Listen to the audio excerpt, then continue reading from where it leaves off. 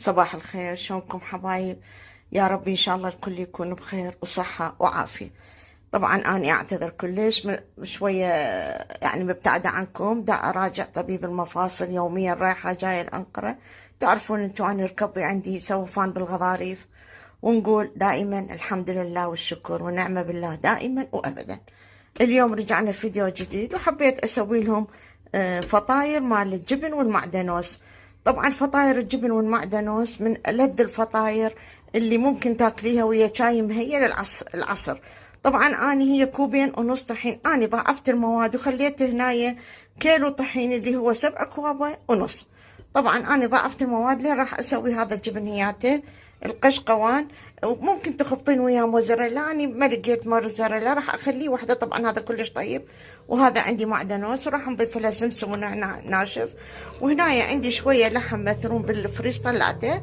حمصت ويا البصل والثوم وطماطتين وفلفلايتين داره واوريجانو او زعتر ناشف ودبس رمان وشويه كجب وملعقه معجون طماطة وملعقة معجون فلفل أحمر وبابريكا وفلفل أسود وبهار مشكل. وما أقول لكم الريحة تجنن.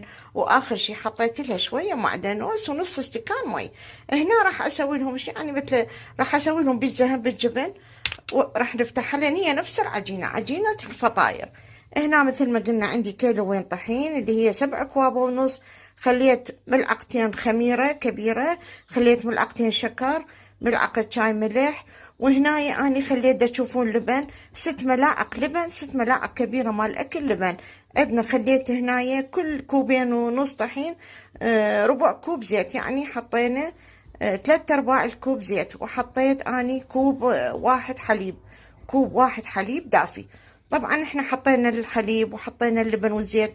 اني راح اعجن العجينة ويا الخميرة. حطيت تشيز بيكنج باودر وحطيت ملعقة واحدة خل أبيض. الخل الأبيض يخلي العجينة سوفت تصير وتبقى بيضة ما تسمر. طبعا أنا راح أعجنها وراح أشوف إيش قد راح أضيف مي دافي. طبعا أنا خليت مقياس كوب مي بالدلة دا أدفيه. إيش قد راح أخلي مي راح أقول لكم إياها إن شاء الله بالمقادير. راح أبدي أعجن إن شاء الله. حبايب قلبي مشتاقة لكم هواية، وأرجع وياكم. ابقوا وياي. رجعت وياكم حبايب. طبعا انا عجنت العجينة اول مرة كاملة هي مثل هذه، وتركتها بنات 3 ساعة مو اكثر. 3 ساعات ضاعفت العجينة وقسمتها. اني اخذت قسم من العجينة هذه مثل ما تشوفوها. طبعا خليتها بالعجانة وخليت عليها يعني فد كمشتين مال ايد جبن، كمشتين مال ايد. وخليت خليط المعدنوس والنعناع والسمسم عليها، وعجنتها تقريبا دقيقتين 3. هسه اني العجينه عندي ما اقول لكم الريحه اتجنن. وهاي العجينه الثانيه انا مسويه مضاعفه المواد الى كيلو طحين. هي كوبين ونص عجينه فطاير الجبن، انا سويتها كيلو واحد اللي هو 7 أكواب ونص. طبعا عجينه زبد تشوفوها بنات تجنن. فهسه انا راح اغطيهم اثنيناتهم. هذه راح نسويها بيتزا، فطاير مال بيتزا راح نسويها بنفس الجبن. وهذه هي كامله بس نفتحها ويا شاي مهيل تخبر. راح اترك العجينتين هسه تتخمر من نص ساعه الى 3/4 ساعه، وراح ارجع وياكم حبايبي. مشتاقه لكم كومه حبايب قلبي. ابقوا وياي حبايبي. رجعت لكم. طبعا هاي بيتزا حجم كبير عائلي. العجينة اللي شفتوها اللي بدون معدنوس ونعناع وقولوا وياي لا عفوا جبن، اللي العجينة اللي بدون جبن ومعدنوس ونعناع وسمسم. العجينة الثانية طلعت منها 2 لحمة بعجين، طبعا تلاقوها زين يحبوها. وهاي العجينة كبيرة فتحتها ودا تشوفوا الحشويات كلها حطيتها بالأرضية، غطيتها بالجبن القشقوان.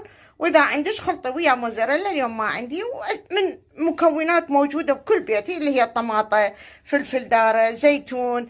اذا عندك فطر اليوم ما عندي. فهسه اني تجنن بنات لوحه فنيه.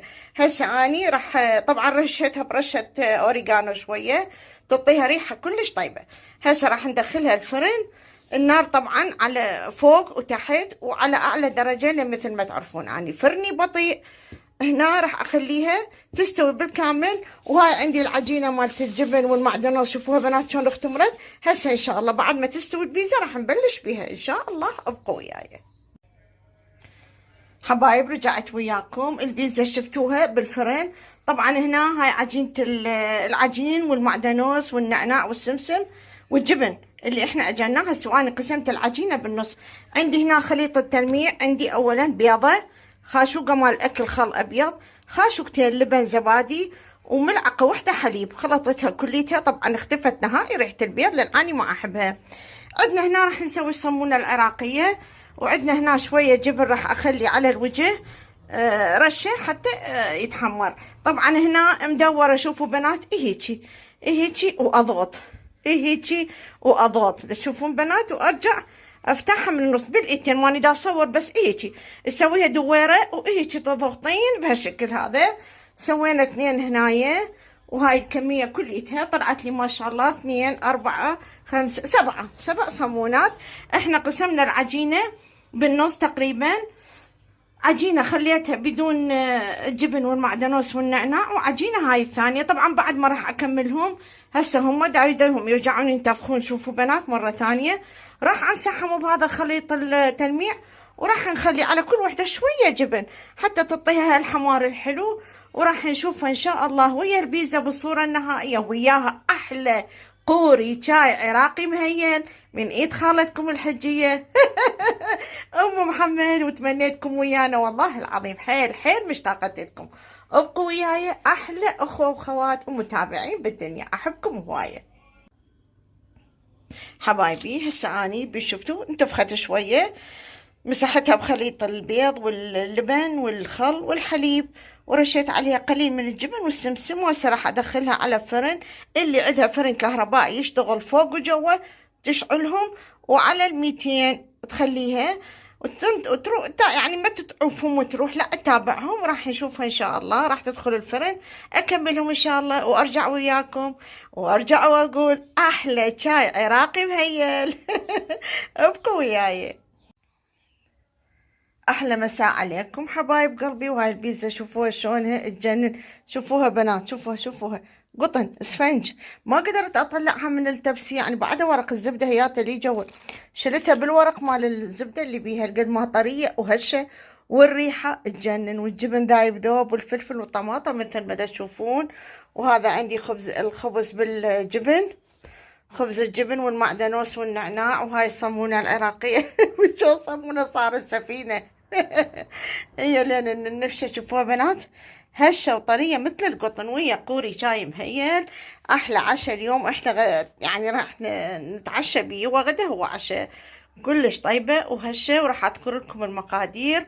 طبعا اني قلت هي المقادير مال كوبين ونص، يعني مال شيء بسيط مال الخبز ومعدنوس، بس اني ضاعفت المقادير وسويتها كيلو حتى اطلع منها البيتزا الحلوة. لحم بعجينهم طلعت واكلوا، والحمد لله على النعمة. وتمنيتكم ويانا، واقول لكم احبكم هواية. ولا تنسوني باللايك ودعم القناة حبايب قلبي. احلى واجمل متابعين بالدنيا. احبكم هواية، وتحياتي لكم من خالتكم ام محمد.